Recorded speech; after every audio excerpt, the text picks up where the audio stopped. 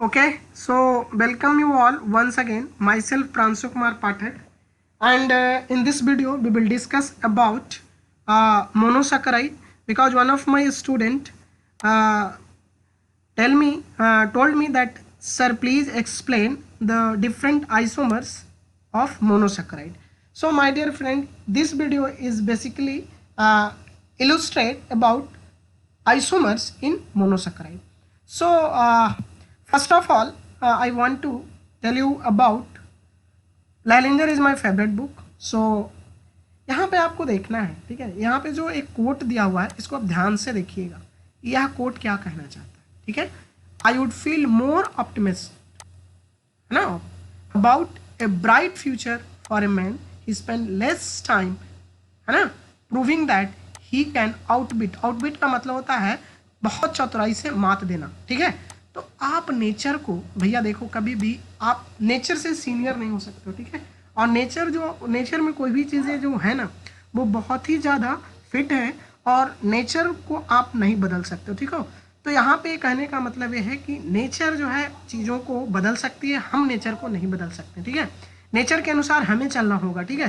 तो इससे हमें पता चलता है कि हमें अपनी सीनियरिटी वहीं दिखानी चाहिए जहाँ हमारी ज़रूरत है, ठीक है. So this quote I just want to show you, so I have put forward there. So my dear friends, let's talk about carbohydrate, and in this particular lecture we will discuss about monosaccharide. Okay, so इनमें जो आपको isomers मिलेंगे वो मिलेंगे enantiomer, epimers and anomers. So I will discuss all these three isomers. Actually these are geometrical isomerism. Okay, so geometrical isomerism क्या होता है, जब आप पढ़ेंगे ना तो एक्चुअली क्या होता है ना, ऑर्गेनिक केमिस्ट्री में आइसोमरिज्म के दो टाइप होते हैं. एक होते हैं स्ट्रक्चरल आइसोमरिज्म और दूसरा होता है ज्योमेट्रिकल आइसोमरिज्म. सो ज्योमेट्रिकल आइसोमरिज्म में भी एक होता है ऑप्टिकल आइसोमरिज्म, ठीक है. तो ऑप्टिकल आइसोमरिज्म के बारे में जो है वहाँ पे कार्बोहाइड्रेट मॉलिक्यूल आता है. क्यों? क्योंकि for optical isomerism you must have required a chiral molecule. So what is chiral molecule? Chiral molecule means if your alpha carbon contain four different unit, okay, if it is your alpha carbon, so all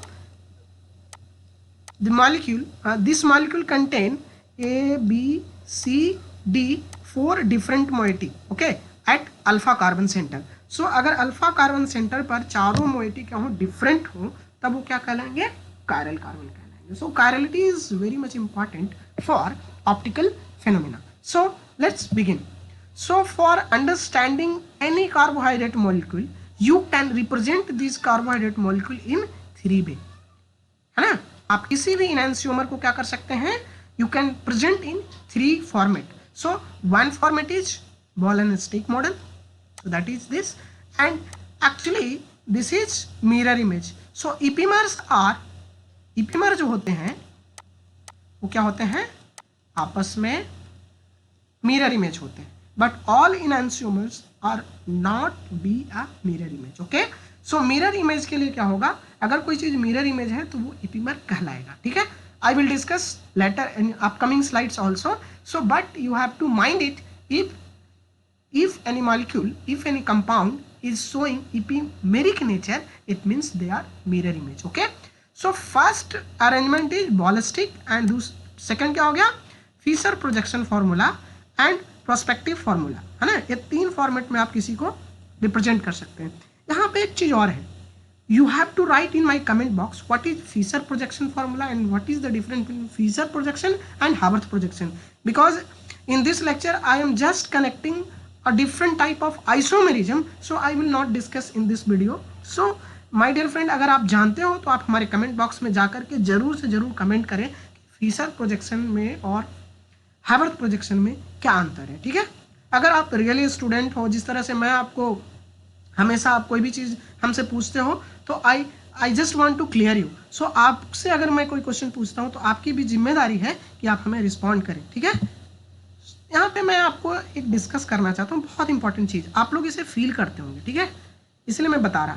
ठीक है, actually आप रोटी खाते हो या corn खाते हो, आपको क्या होता है जब आप मुंह में लेते हो ना, आप कॉर्न को या सिंपल आप रोटी लेते हो, खाते हो, तो क्या होता है, आपके माउथ में डाइजेशन शुरू होता है ना। And you all know that digestion of glucose start from mouth, है ना। माउथ से ही क्या होता है, ग्लूकोज का ब्रेकडाउन शुरू हो जाता है, और ग्लूकोज क्या होता है, डाइजेशन स्टार्ट हो जाता है ग्लूकोज का फ्रॉम माउथ ओनली। सो आप जैसे ही कोई स्टार्च मॉलिक्यूल खाते हैं, कोई बड़े कार्बोहाइड्रेट्स पॉलीसेकेराइड मॉलिक्यूल खाते हैं, एक्चुअली जो कि ग्लूकोज सब यूनिट में टूटने लगता है। एक्चुअली जो स्टार्च का ब्रेकडाउन मैं यहाँ पे नहीं समझा रहा व्हाट इज द, क्योंकि we are just focusing on monosaccharide. So starch breakdown जब पढ़ाऊंगा तब आपको बताऊंगा कि स्टार्च जब टूटता है तो वो किस चीज़ में कन्वर्ट करता है, ग्लूकोज मॉलिक्यूल में कन्वर्ट करता है, ठीक है। तो ग्लूकोज मॉलिक्यूल क्या है, ग्लूकोज क्या होता है, मीठा होता है ना। अब मैंने आप शुरू में दिखाया था ना, उसमें स्वीटनेस बताया था, ठीक है। स्वीटनेस है इसका मतलब नहीं कि सारा कार्बोहाइड्रेट है, बहुत सारे कार्बोहाइड्रेट ऐसे भी हैं जो मीठे नहीं होते, टेस्टलेस होते हैं, बट दे आर कार्बोहाइड्रेट, है ना। सो आपको तेज नहीं बनना है, आपको सोच समझ के चलना है। अगर मीठा लगे तो कह दे कि चलो भैया ये कार्बोहाइड्रेट है, no, you must have to stick the nature of carbohydrate because all carbohydrate are not sweet in nature, ठीक है। चलिए, तो और बहुत सारा क्या है कि स्टार्च को ब्रेक डाउन करके हम लोग बायोफ्यूल बनाते हैं ना, इथेनॉल प्रोडक्शन भी हो रहा है आजकल, ठीक है। तो ये आपको याद रखना है कि आजकल चीज़ों का एक मतलब, आप जैसे आप बहुत छोटे हो, बहुत बड़े बड़े इंडस्ट्रीज में जैसे कि आप जो शुगर केन है, शुगर केन से हम लोग बायोफ्यूल प्रोड्यूस करते हैं, है ना, इथेनॉल प्रोड्यूस करते हैं, है ना। और इवन आपका मोलासिस के थ्रू आपका जो लीकर है, लीकर भी प्रोड्यूस होता है। तो a single thing can give you so many things. So हमको वहाँ नहीं जाना, हमें फर्मेंटेशन में नहीं जाना, फर्मेंटेशन प्रोसेस इंडस्ट्रीज के बारे में नहीं डिस्कस करना है। Just I want to acknowledge you कि there are so many things in front of you that is made up of carbohydrate. So my dear friend, carbohydrate is very important, but in this lecture I will stick only to isomerism in monosaccharide. Okay, so let begins. अगर आपको carbohydrate कोई पूछे what is carbohydrate, तो आप बिना आंख बंद किए बोलिएगा polyhydroxyl aldehyde and ketone. Polyhydroxy aldehyde and ketone are called carbohydrate. ऐसे नहीं, शुरू में बहुत लोग कहते थे ना कि कार्बन और वाटर मॉलिक्यूल के जो प्रोडक्ट होते हैं वो कार्बोहाइड्रेट कहलाते हैं, बट ऐसी बात है नहीं। ये बहुत ही ओल्ड थॉट था जो कि आने वाले समय में गलत साबित हो गया, ठीक है। तो आपसे अगर कोई कार्बोहाइड्रेट का डेफिनेशन पूछे तो what you will tell, that is carbohydrate is a polyhydroxyl aldehyde और कीटोन, है ना। क्योंकि दो ही तरह की चीज़ मिले हैं कार्बोहाइड्रेट, या तो वो एल्डोज मिले या तो वो कीटोज मिले, ठीक है। तो आगे आने अपकमिंग स्लाइड्स में आपको दिख ही जाएगा, तो उसमें आपको अंतर नहीं रखना है, दिमाग को बहुत क्लियर करके चलना है, ठीक है। तो कार्बोहाइड्रेट जो जनरली आपको मिलेगा उसको 3 ग्रुप्स में क्या किया गया है, डिफ्रेंशिएट किया गया है। Carbohydrate is generally classified into 3 groups, that is monosaccharide, oligosaccharide and polysaccharide, है ना। सिंपल शुगर जो होता है उसका फॉर्मेट होता है CH2ON, this is the general format of carbohydrate, but this is not for all carbohydrate, mention it because there are so many carbohydrate which not belong to this group but they are carbohydrate, okay। so इसको अब general simple sugar का जो formula है वही होगा CH2ON के format में, ठीक है। चलिए, तो मोनोसैकेराइड को ब्रेक डाउन कर करके आप क्या कर सकते हैं कि अगर बहुत बड़ी मॉलिक्यूल है, पॉलीसैकेराइड बहुत सारे हैं, तो ये कहलाएगा पॉलीसैकेराइड, ठीक है। और अगर मान लिया जाए 2 to 12 रेसिड्यू हैं तो आप कहेंगे फ्यू रेसिड्यूज हुए ना, फ्यू रेसिड्यूज आर कॉल्ड ऑलिगोसैकेराइड, है ना। आप देख सकते हैं ऑलिगोसैकेराइड मीन्स फ्यू, है ना। फ्यू अगर मॉलिक्यूल आपस में कार्बोहाइड्रेट के जुड़े हुए अबाउट 2 to 10 और 12 और 15 तक हम ऑलिगोसैकेराइड में रखेंगे, but more than 12 also consider as polysaccharide, okay. So हम लोग समझ गए। और यही नहीं, कार्बोहाइड्रेट क्या होते हैं, अपने क्या करते हैं, कंजुगेट्स फॉर्म करते हैं, ठीक है ना। कंजुगेट्स फॉर्म करते हैं जैसे कि glycoprotein, glucose and protein, carbohydrate protein के साथ हो गया तो क्या कहलाएगा, ग्लाइकोप्रोटीन, ठीक है। ग्लाइकोलिपिड्स भी होते हैं, ठीक है। ग्लाइकोलिपिड्स कब होंगे, जब लिपिड क्या करेगा, ग्लूकोज के साथ या किसी भी कार्बोहाइड्रेट मॉलिक्यूल के साथ अगर वो मिलाएगा तो क्या कहलाएगा, glycolipid and glycoprotein. And glycolipid and glycoprotein basically found कहाँ मिलता है भैया, प्लाज्मा मेम्ब्रेन में। सो कार्बोहाइड्रेट का एक और भी बहुत बड़ा रोल है।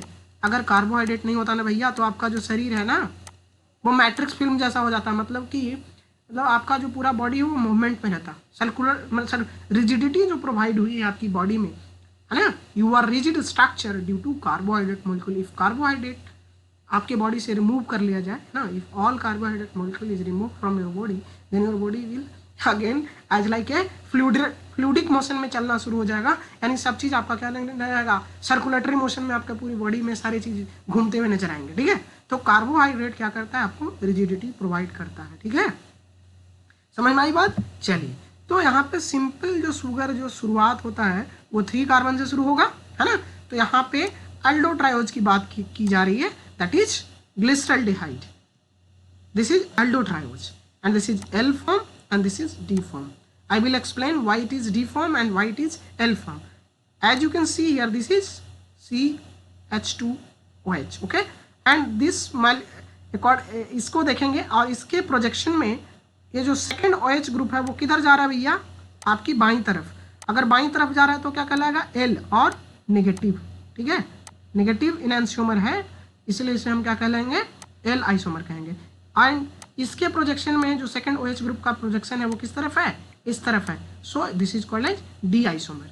बट डाईहाइड्रोक्सी एसीटोन में आपको ये चीज नहीं दिख रहा. Why it is not so that dihydroxy acetone phosphate, sorry dihydroxy acetone, पता है मैं ग्लाइकोलिसिस में इंटर कर जाता हूँ तुरंत, क्योंकि तुरंत मुझे लगता है कहीं ग्लाइकोलाइजेशन हो रहा है, कहीं फॉस्फोरिलेशन हो रहा है, क्योंकि यही छोटी छोटी चीज़ें क्या है ना, बहुत ही कॉम्प्लेक्स चीज़ों में धीरे धीरे कन्वर्ट हो जाती है. ठीक है, तो यहाँ पे as you can see here that there is no any chirality. So chirality is much more important for your understanding of isomerisms. okay, so for isomer you need chiral molecule. मैंने आपको पहले ही बताया chiral molecule क्या होंगे, what is the meaning of chirality. So if your central carbon atom having all moieties different, if all moieties at alpha carbon atom is different, then that molecule or that compound is chiral molecule or chiral compound. okay, so आगे बढ़ते हैं. चलिए, so my dear friend, basically what we are reading, we are dealing with stereochemistry. okay, what is stereochemistry? If a plane polarized light passing through a chiral compound, this compound will move either in clockwise manner or in anti-clockwise manner. okay, so clockwise manner और anti-clockwise manner में दो manner में क्या हो सकता है, ये molecule घूम सकता है ना. if it is in clockwise manner then this is called positive, if it is in anti-clockwise manner this is called negative molecule. okay, so आगे बढ़ते हैं. ठीक है, so क्या कहलाता है स्टीरियोकेमिस्ट्री, तो compound having same molecular formula never be changed but different structural formula, my dear friend, means a spatio-temporal arrangement will change. that means my dear friend, that is the configuration. so आपको हमारे comment box में लिखना what is the difference between configuration and conformation. मैं अक्सर आप लोगों से कहता हूँ कमेंट बॉक्स में जाइए और कमेंट कीजिए. आप लोग मुझे परेशान करते हो कि मुझे ये चीज़ जानना है, ये चीज़ जानना है, और आई रियली मैं बहुत मज़ा आता है मुझे आपको चीज़ों को एक्सप्लेन करके बताने में. ठीक है, उसी तरह से आपको क्या करना है, हमारे जब भी मैं आपको कोई चीज़ पूछूं तो आप हमारे कमेंट बॉक्स में कमेंट जरूर करें. तो मैं देखना चाहता हूं जो भी मेरे बच्चे इस वीडियो को देखेंगे वो जरूर हमें कमेंट बॉक्स में लिखेंगे what is the difference between configuration and conformation.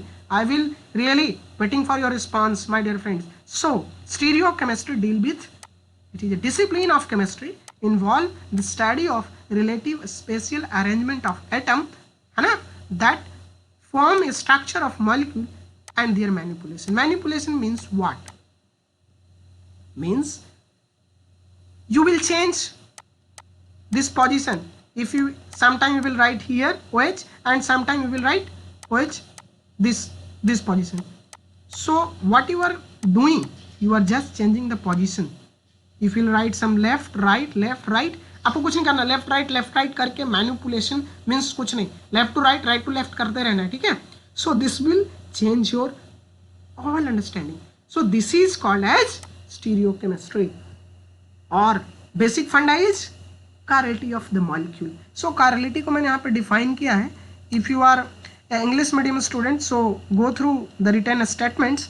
And my dear friend, you want to understand, I have already discussed that all these molecule, this compound alpha carbon molecule contain different moieties. okay, so all this moieties are different, so this is called chiral atom. But dihydroxyacetone में ऐसा नहीं था, है ना, ऊपर में भी CH2H था, नीचे में भी CH2H था, मतलब कि ए वाला और ए वाला क्या था, सेम था। If two position are same then that is not a chiral molecule. If it means chirality means all the moiety are different. If it is H and this is again H, it means this is not a chiral molecule. Okay, चलिए कोई बात नहीं, आगे बढ़ते हैं। And again just a written statement you can go through and you can read it. Okay, but my dear friend, you have to understand the number of isomers. Okay, so let understand glucose had how many chiral carbon? 4. So how many isomerism have glucose have? So glucose have 4 chiral carbon, so 2 to the power 4, result is 16. So glucose molecule contain 16 enantiomers. Okay, so that is stereoisomers or enantiomers. Okay, so आगे बढ़ते हैं। Okay, I will show you. So it's, I have already told you about this. When you will pass a plain polarized light to a optically active compound, it will move whether it is in clockwise or anti-clockwise. So this is just, I have given you the pictorial diagram to understand how this molecule is moving, whether it is in clockwise or anti-clockwise. Okay, so my dear friend, I have given you one very good example of understanding enantiomers. Okay, so can you tell me what is this? What is this? The name of compound? This is alaline. Why alaline? मैंने यहाँ पे alaline क्यों दिया? क्योंकि यहाँ पे carbohydrate पढ़ा रहा हूँ तो आपको लगा कार्बोहाइड्रेट ही दिया जाएगा हर जगह। नहीं, I just want to test you कि आपका माइंड काम करता है कि नहीं। शायद अगर आपको अगर ये पकड़ा गया कि alaline है तो thanks for your paying attention, और अगर नहीं पता चला तो आपसे गया गुजरा कोई हो ही नहीं सकता, because I have already covered amino acids. Okay, general format amino acid का क्या होता है भैया? Alpha carbon and 1 carbon contain amino group and second क्या रखता है? COOH. So my dear friend, this is COOH, this is amine group, so this is R contain CH3, so this is, अगर यहाँ पे H होता तो क्या कहते हैं? ग्लाइसिन, बट यहाँ पे CH3 है इसलिए क्या कहेंगे इसको? एलानिन। ओके, चलिए तो आप देख सकते हैं अमीन ग्रुप किधर घूम रहा है? किधर घूम रहा है? इधर, अरे इसमें इधर है, और इधर घूमेगा तो D और इधर घूमेगा तो L। ओके, सो इनैंसियोमर कहने का मतलब क्या हुआ कि अगर वो एंटी क्लॉकवाइज में घूमेगा तो L और नेगेटिव कहलाएगा, अगर क्लॉकवाइज में घूमेगा तो वो D और पॉजिटिव आइसोमर्स कहलाएंगे। ठीक है, चलिए अब हम इसको अच्छे से देखते हैं, है ना। These all are enantiomers. Epimers क्या होते हैं? Mirror image. मिरर इमेज नहीं होंगे तो वो इपीमर्स नहीं कहलाएंगे। ठीक है, और basically I will describe all things, just focus here. So यहाँ पे आप वीडियो को क्या कीजिए? पॉज कीजिए, stop video right now and try to write all these structure in your notebook, not only one time, more than 20 times. If you will write, I promise you, you can, you know, this is mind blowing idea. मुझे structures याद करना होता था दोस्त, तो मैं ऐसे ही करता था, चीज़ों को कई बार लिखता था। लिखने से क्या होता है ना, वो मेमोरी में चला जाता है। ठीक है, और ये बहुत ही इंपॉर्टेंट है। ठीक है, ये आपके लिए, सबों के लिए। ठीक है, ये आपको बहुत ज़्यादा दिमाग में बैठा के रखना है। ठीक है, चलिए। सो मेरे प्यारे दोस्तों, if you have 3 carbon atom, this is glyceraldehyde, this is aldotriose. Then tetrose पे बात करते हैं। tetrose means 4 carbon, this is aldotetrose means 4 carbon, है ना। आपको 4 carbon हो गया, 5 carbon हो गया। So my dear friend, you have to mention 2 things, that is ribose and that is glucose. Your body is really very important and these 2 molecules outstanding for your body. How? Ribose is a unit of DNA. DNA में जब आप पढ़िएगा तो nucleotide में क्या होता है? Ribose होता है ना। राइबोज कैसा होता है? वो रिंग हम आपको बताएंगे जब एनोमर्स पढ़ाएंगे। तो एनोमर्स में जब जाएंगे तो राइबोज का एक रिंग बनता है, उसे हम फ्यूरान रिंग कहते हैं। ठीक है, और जो ग्लूकोज का बनता है उसे हम पायरेनोज कहते हैं और पायरान रिंग कहते हैं। ठीक है, राइबोज क्या बनाता है? फ्यूरान रिंग बनाता है। सो फ्यूरान रिंग आपके डीएनए में होता है, ठीक है। तो ribose is again very important. DNA का फुल फॉर्म क्या होता है? डीऑक्सीराइबोन्यूक्लिक एसिड और ribonucleic acid for RNA. So ribose is important for your genetic transformation. So genetically ribose is very important. और सीधे सीधे याद रखो ना, ग्लूकोज आपके ब्रेन को पसंद है ना। इवन आप पता है आप लोग लिकर क्यों पसंद करते हो? बिकॉज वो टूट करके ग्लूकोज में कन्वर्ट होता है, ठीक है। और इसलिए ब्रेन को ग्लूकोज बहुत ज़्यादा पसंद है। और पर डे आपके ब्रेन, इसीलिए लोग लिकर ज़्यादा पसंद करते हैं। अगर एक बार कोई लिकर पीता है तो वो बार बार पीने लगता है, क्योंकि ब्रेन को बहुत अच्छा लगता है वो, ठीक है। तो ग्लूकोज क्या होता है, बहुत इंपॉर्टेंट होता है और ब्रेन को बहुत पसंद भी है, ठीक है।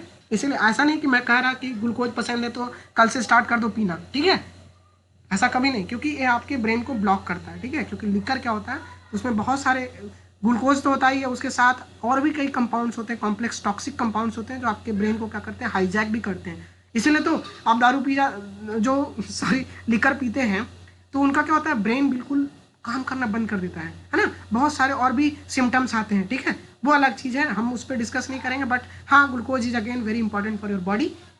ऐसे तो all carbohydrates are very important, but these two are very important. So my dear friend, what is my main topic to understand isomers in this carbohydrate moiety monosaccharide? So glucose का अगर स्ट्रक्चर आपको याद रखना है तो आप क्या करेंगे, मैंने शॉर्ट बनाया आर एल आर आर। क्या है आर एल आर आर? तो इधर आपका राइट हैंड साइड हुआ, इधर आपका लेफ्ट हैंड साइड हुआ, ठीक है।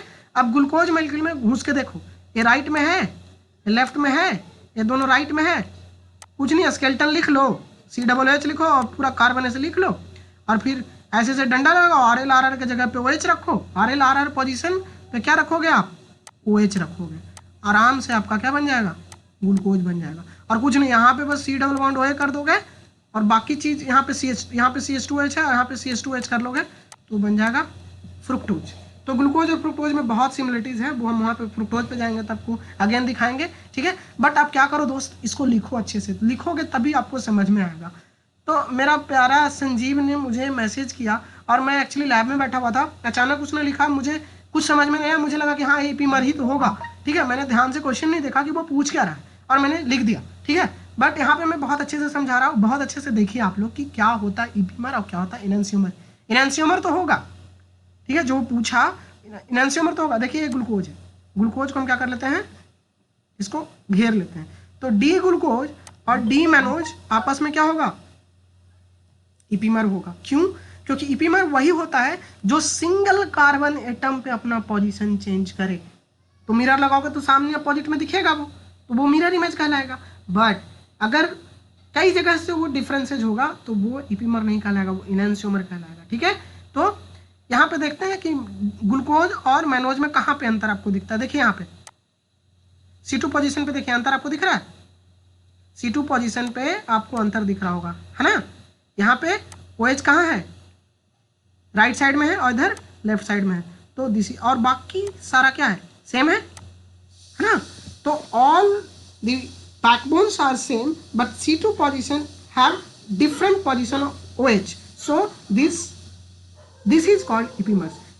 If a single carbon position, chiral carbon have different configuration of OH group, that is called epimers. epimers वही होगा। अब जैसे कि हम ग्लूकोज को क्या करते हैं, ग्लैक्टोज से मैचअप करते हैं, ठीक है।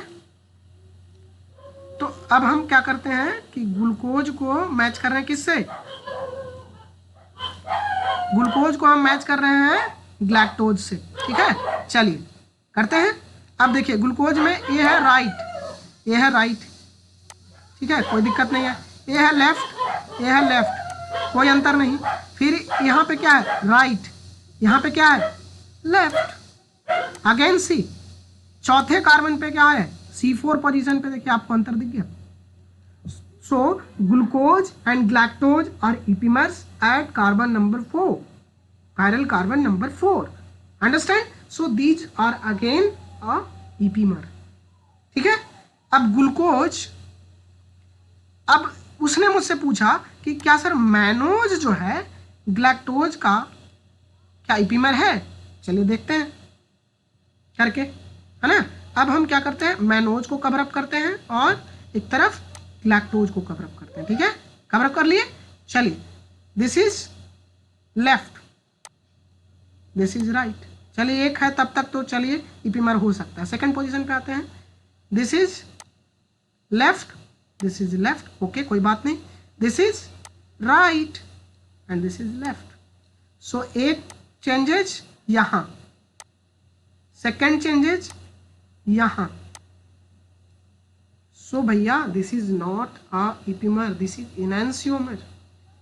Only one carbon can give you epimer. If your two chiral carbon is interchanging the OH position, so it is not a epimer. Understand, Sanjeev? This is your question. I think your answer is cleared. So I have written for you. Erase कर लूँ, ठीक है। देखो epimer किसे कहते हैं, पढ़ो। Difference in configuration at only one chiral center are described as epimer. Okay? ये पोजीशन इसको अच्छे से देखो, ठीक है। इपीमर्स, बट इनांसियोमर होगा, इनांसियोमर सारा होगा, बट इपीमर्स तभी होगा, epimers only a two molecule, two compounds are epimer if only one chiral center is changing the OH position. If more than one OH is interchanging from one another, so that is not a epimer. This is called as डायस्ट्रोमर्स और may be इनांसियोमर, but not. डायस्ट्रोमर्स क्या होते हैं, जो not mirror image है, mirror image नहीं है। डायस्ट्रोमर्स कहलाएंगे आपस में, मगर हाँ वो इपीमर्स नहीं कहलाएंगे। जैसे कि यहाँ पे मैंने एक एग्जांपल ये लहलिंजर का कट किया हुआ मेरे पास टॉपिक है, तो आप ध्यान से देखो कि डी ग्लूकोज और डी टैलोज भी आपस में क्या होंगे, इपीमर्स नहीं होंगे, क्योंकि more than one carbon atom have different OH and H position interchanging places. So my dear friend, epimers आपको बहुत अच्छे से समझ में आ गया होगा, ठीक है। So यहाँ पे मैंने बोला था कि ग्लूकोज के पास कितने होंगे भैया इपीमर्स, सॉरी इनांसियोमर्स कितने होंगे ग्लूकोज के, 16। चलिए गिन के देखते हैं, ठीक है। This is 1 2 3 4 5 6 7 8। अरे यार ये तो 80 हो रहा है। चलिए अब आपको 16 गिनाते हैं। ये क्या है, this is D form and same L form भी होगा सबका। तो भैया 8 + 8 कितना होता है, हो गया 16, मिल गए पूरे 16 के 16 आपको। चलिए आपको क्या करना है दोस्त, यहाँ पे वीडियो पॉज कीजिए, अच्छे से सारे को लिखिए more than 4 to 5 time and try to see whether H and OH position is changing. That make you really marvelous idea. बहुत ही ईजी है, ठीक है, बहुत ही ईजी है इनका लिखना, और ये बहुत ही आपको मज़ा आएगा जब आप इसको अच्छे से करके देखोगे, ठीक है। आगे बढ़ते हैं, चलिए तो अब हम आपको और अच्छे से इसको बढ़ाते हैं, है ना। This is called as empirical formula of carbohydrate. As you can see here, if you remove C6H12O6 से 6 गायब करो तो शायद आपको यही मिलेगा, यहाँ पे आपको 6 लग जाएगा, ठीक है। तो जनरल फार्मूला ग्लूकोज का क्या होता है, आप देखो ये आपका क्या है, अल्डेहाइड है।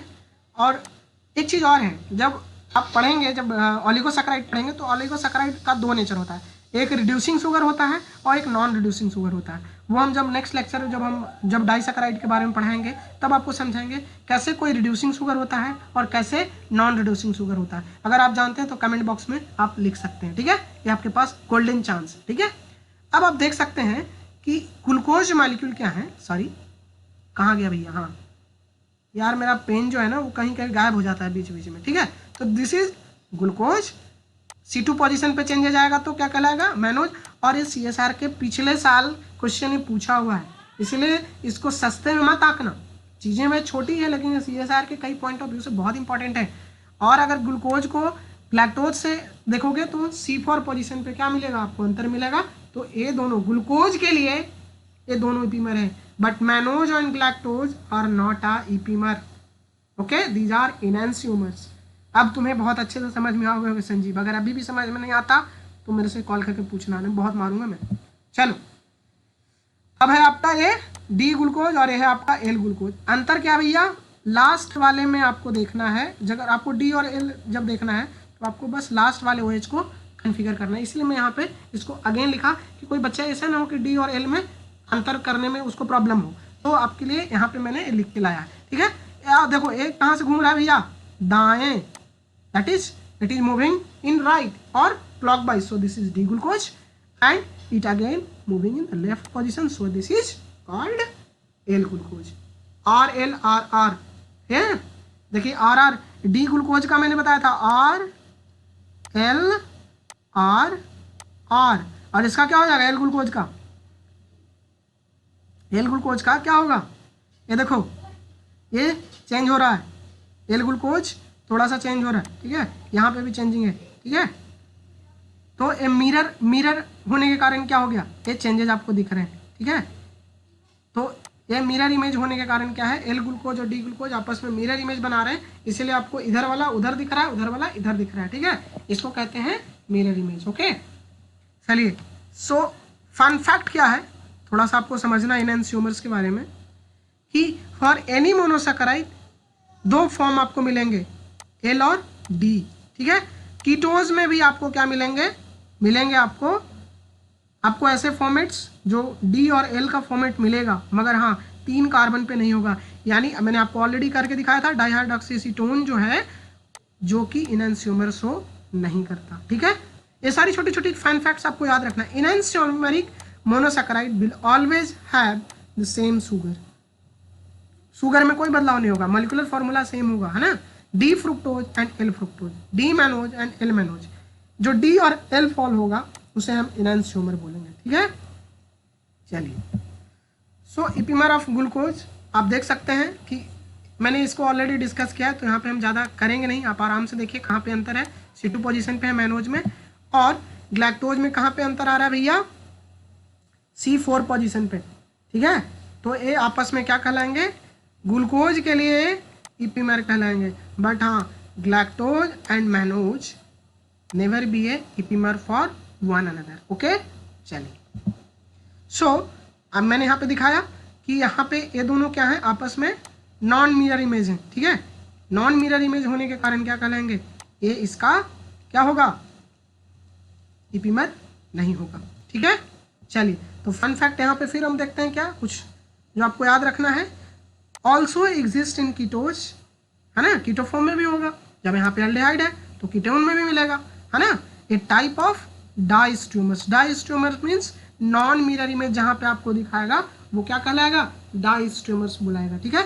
All member of same monosaccharide family, that is all D aldose are epimer of one another, but epimer तभी होगा जब सिंगल पोजीशन पे आपको अंतर दिखाएगा, ठीक है। This is also true for other family of aldose and ketose of the monosaccharide. So my dear friends, आपको ये बात आपको हमेशा दिमाग में रखना है, ठीक है। अगर ये बात आपको याद नहीं है तो you will always create a mistake, है ना। और छोटी छोटी बात क्या होता है, बहुत बड़ी बात बन जाती है, ठीक है। इसलिए आपको छोटी छोटी बातों को बहुत गौर से देखना है, ठीक है।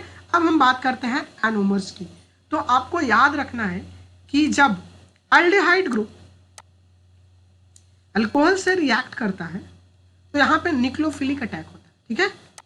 When aldehyde and alcohol react to each other, there is a nucleophilic attack, and first nucleophilic attack leads to formation of hemiacetal, and further again in subsequent reaction again nucleophilic attack create at another position and it leads to formation of acetyl. पहले बनेगा हेमीएसिटल, फिर बनेगा acetyl, ठीक है। तो ये जो subsequent transformation है वो क्या करेगा, एनोमर फॉर्मेशन के लिए रिस्पॉन्सिबल होगा, ठीक है। उसी तरह से कीटोन में भी होगा, ठीक है।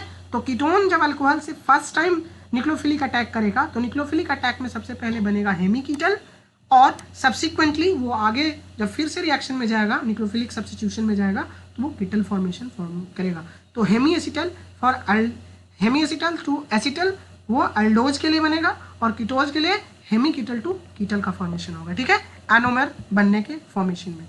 सो फॉर्मेशन ऑफ हेमीएसिटल और हेमीकीटल पे आपको याद रखना है क्या, एन एल्डिहाइड और ketone can react with an alcohol, और ये क्वेश्चन पूछा हुआ है, the ratio should be in 1:1 to yield hemiacetal और hemiketal respectively, create a new chiral center at a carbonyl carbon, है ना। कार्बोनिल कार्बन पर क्या होगा, जब हेमी कीटल और हेमी जब बनेगा, ऐसे कितने कार्बन हैं, जब ग्लूकोज की बात करें तो चार कायरल सेंटर हैं, लेकिन जब निक्लोफिलिक अटैक होगा तो वहां पे भी कायरल कार्बन बनेगा। यानी कि जब एनोमेरिक पोजीशन आएगा तो कितने आपको मिलेंगे, कितने मिलेंगे आपको कायरल कार्बन, 5, नॉट कि 4। ये क्वेश्चन बहुत ही आपके दिमाग में बैठाने वाला है। जब न्यूक्लियोफिलिक अटैक होता है तो carbonyl carbon again changing into a chiral carbon. So during hemiacetal and hemiketal formation, how many chiral center is present in glucose moiety? If your molecule is 6 carbon atom of aldose, then it have 5 carbonyl chiral centers. Okay, ठीक है, तो ये आपको दिमाग में याद रखना और ये बहुत ही इंपॉर्टेंट है। ठीक है, चलिए आगे बढ़े। चलिए तो अब हम आपको दिखाते हैं कैसे बनेगा। ठीक है, अब ध्यान से देखो कि ये है आपका डी ग्लूकोज।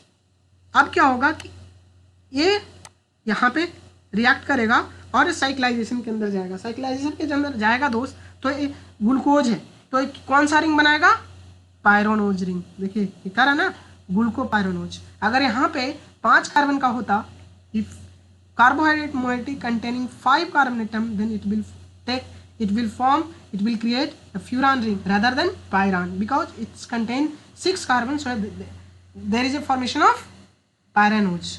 ठीक है, यहाँ पे क्या हो रहा है, निक्लोफिलिक अटैक हो रहा है। ठीक है, तो अब देखो ध्यान से, ए कार्बन ए कार्बन ए कार्बन और ए सारा क्या डिफरेंट है ना, तो again C1 is a chiral carbon. C1 क्या हो गया, ये भी कायरल कार्बन बन गया। तो 4 तो ऑलरेडी था, पहला भी एल्डिहाइड भी हो गया कायरल, तो कितना बन गया, कायरल कार्बन 5 हो गए। ठीक है, ये 5वां 1 पोजीशन भी कायरल बन गया। ठीक है, और subsequently it can be in the form of alpha और बीटा। अल्फा और बीटा में अंतर क्या होगा, ध्यान में रखिएगा।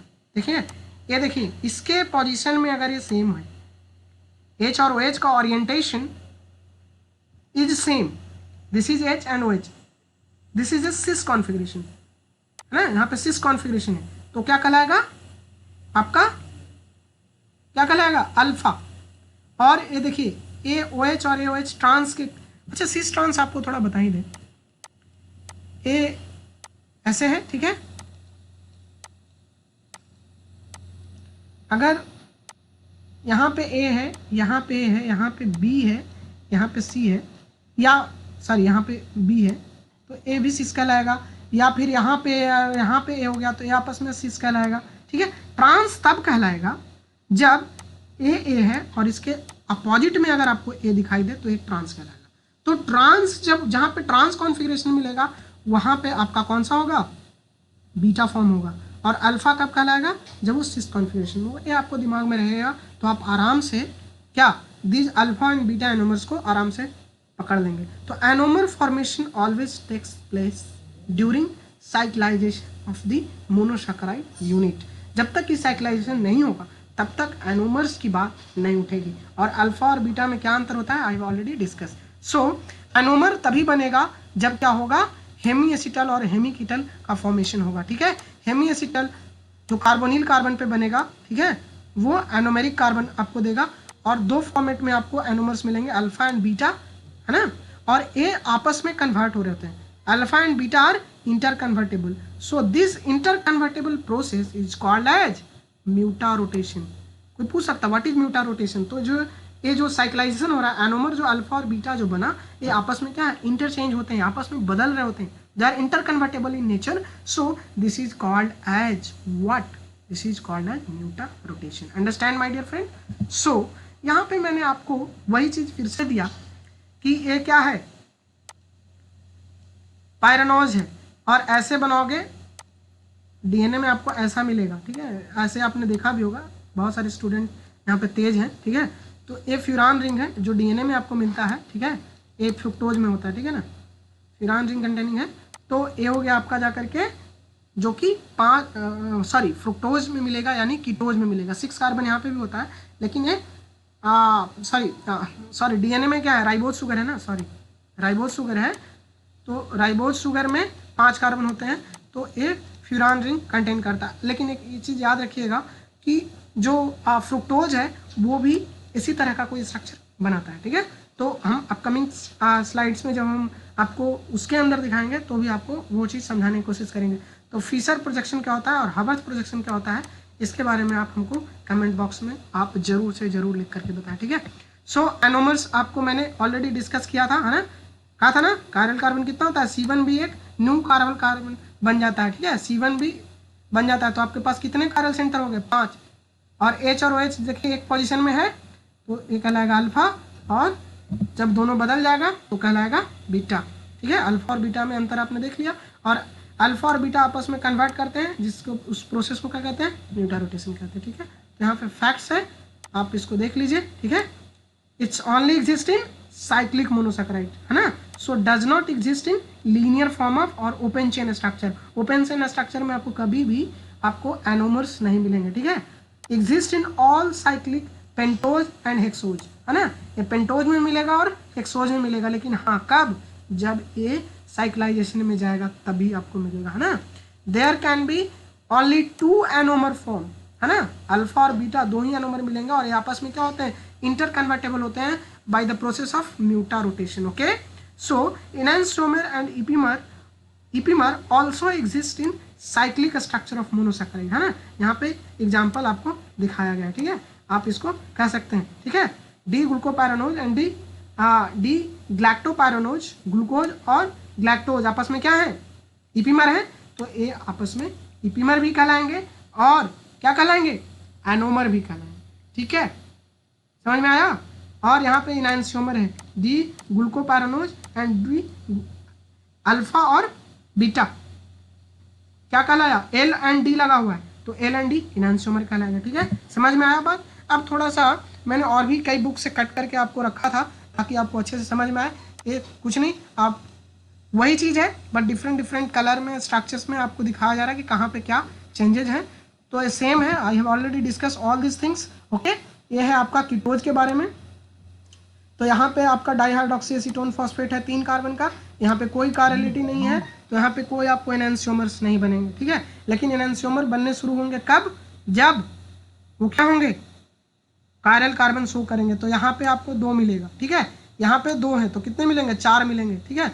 यहाँ पे आपके कायरल कितने सेंटर है, 1 2 3, तो आपको कितने मिलेंगे, देखिए 1 2 3 4 है, तो 4 डी फॉर्म में और 4 एल फॉर्म में, यानी आपको कितने मिले, 1 2 3 4 डी फॉर्म में, और तो इसके 8 मिलेंगे, ठीक है। इस तरह से आपको याद रखना है कि कैसे कैसे चेंजेज हो रहे हैं, ठीक है। यहाँ पे आपको फ्रुक्टोज का स्ट्रक्चर मैंने आपको बताया था, सारी चीज़ें सेम है। देखिए मैंने क्या बोला था, ग्लूकोज में RL/RR होता है, ठीक है, तो यहाँ पे सारी चीज़ें सेम है। जब आप ग्लूकोज लिखोगे, एक बार लिख के दिखा देते हैं आपको, C double bond OH, 1 carbon, अब आप नीचे लिख लो 2 3 4 5 एंड 6, ठीक है। मैंने क्या बोला था, ग्लूकोज का स्ट्रक्चर RL/R